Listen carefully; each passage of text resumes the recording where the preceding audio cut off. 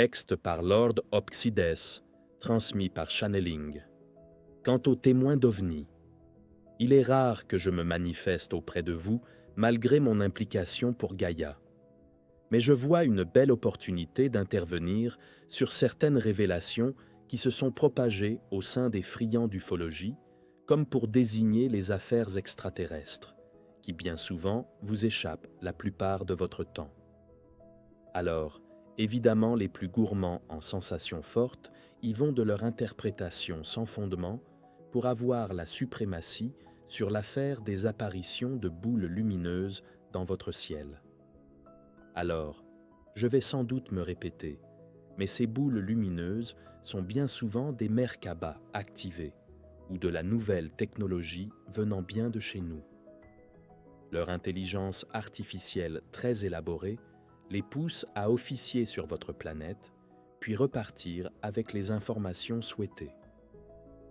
Quant aux témoins d'OVNI se posant sur le sol de Gaïa, cela n'est plus à démontrer, car pour la plupart du temps, cela se révèle vrai.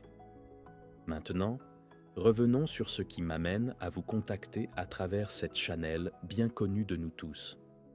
Les petits gris, comme vous les avez baptisés, ne sont en aucun cas des amis dévoués pour Gaïa. Que cela soit bien clair dans votre tête. Ils se sont détachés de notre société et de sa lumière depuis quelques éons, ce qui leur a coûté leur éternité et leur immortalité, d'où leur présence autour et dessus Gaïa, afin de récupérer ce qu'ils souhaitent en faisant dans le passé des expériences sur vous. Mais ce temps-là est révolu depuis que le commandant Sher-Han s'est emparé de l'environnement de Gaïa et ne laisse plus passer quiconque. Même les fraudeurs n'ont plus les moyens nécessaires pour passer inaperçus, croyez-le bien. Depuis, plus personne ne peut se vanter d'enlèvement, et je l'en remercie. Son travail reste inégalé et inégalable par quiconque. Ce grand maître a mis à la disposition de la Terre tout son temps et son énergie. Maintenant, j'aimerais m'exprimer sur les vantards qui prétendent avoir une appartenance à cette flotte tant respectée chez nous. Ce groupe n'a aucun terrien à leur service, mis à part les channels qui servent de récepteurs, de scribes et de facteurs. Ceux que nous appelons les petits maillons de la chaîne sont tous choisis par les maîtres, et leurs critères de sélection se font en rapport avec leur capacité justement de channel. Bien souvent, ce sont des alchimistes ou des ufologues intéressés plus par la vérité que par le sensationnel. Concernant les autres races habitant clandestinement Gaïa qui se sont introduites à notre insu avant l'arrivée de la flotte galactique, nous ne pouvons qu'intervenir dans certains domaines en vue du respect du libre arbitre donné à chacun, ce qui ne veut pas dire que nous leur facilitons la tâche. Quant à ces fameuses interventions, les bouches restent scellées pour la simple raison que cela mettrait en danger les oreilles qui recruteraient les confidences de l'un d'entre nous ainsi que l'intervention. Dans certains cas, l'échec n'est pas souhaitable.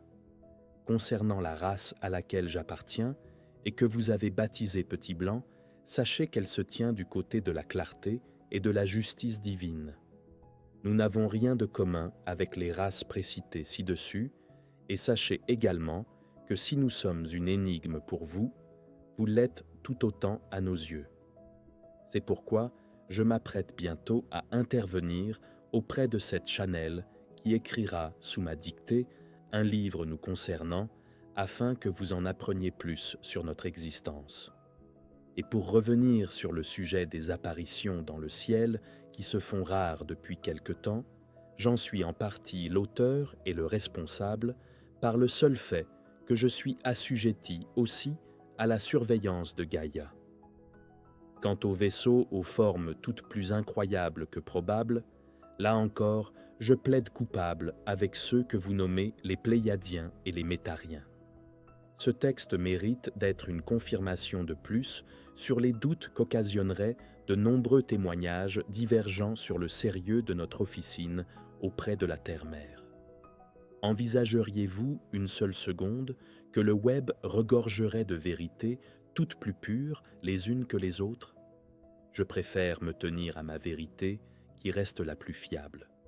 Donc, restons d'accord sur le fait que toutes apparitions dans le ciel restent salutaires et sous la bonne garde de Lord chère Anne et de ses commanditaires. Réjouissez-vous de sa haute protection et de son implication.